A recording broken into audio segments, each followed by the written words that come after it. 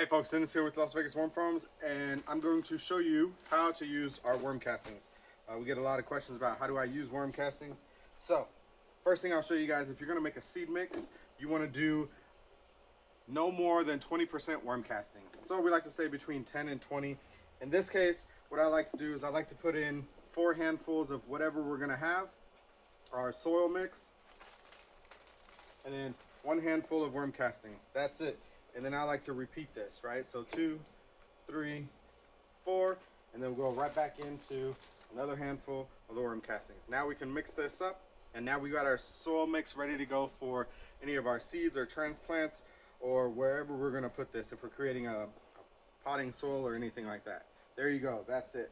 The next question I get is, how do I use it if I have a transplant, right? So let's say we have a transplant. The first thing that I like to do is I like to get a cup. We're gonna fill it up with water. When we're using worm castings, we like to use the chlorinated water as much as possible. What we'll do is we'll grab a handful of worm castings, we'll put it in there, and then we'll mix this and agitate this up. Okay, we're gonna do that for about 30 seconds.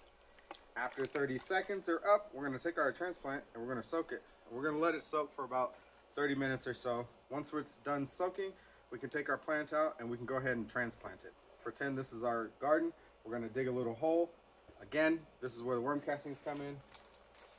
For a size like this, which is about a pint, we want to probably put about 2 tablespoons in the bottom of the hole, and then we can take our transplant and we can go ahead and put them in the hole. Once we put them in the hole, you know, we make them nice and tight, right? Like a bed, nice and tight. And then don't throw away the liquid that we soaked it in. We can use that to water it in. Now, these are some of my favorite ways to be able to use worm castings. Now, my absolute favorite way to use it, especially when I have plants that are stressed out or they're not doing so good, right? The leaves are turning yellow and stuff's happening. I like to go with a container of some sort.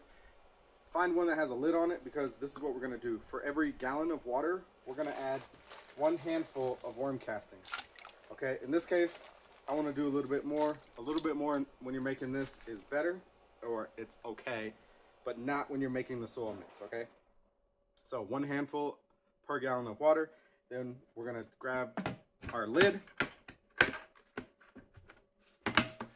We're gonna make sure that our lid is nice and tight. Now you can have any size container. If you got a smaller container, that's fine too, right? The ratios are still gonna be the same. So handful for every gallon. And now we're gonna shake this. 1 shake per second. That's all we're trying to do. Nothing crazy. We don't have to be ridiculously shaking it, right?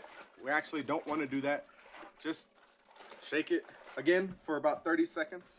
Once 30 seconds are up, we have our liquid gold. This is our liquid gold. We're going to pour this out because this is what we used earlier. And now we can take this and we can pour it onto any of our plants. This is the best way to do it if you already have plants that are in the ground, that are in pots, that you don't want to dig up and put the worm castings in the bottom. One thing I will say is never ever top dress with worm castings, but this is the liquid that I use for any of my plants that are struggling, okay? This is a great thing to use during the summertime, right when you're planting. If your plants are showing any issues, use this liquid. Hopefully this has been helpful.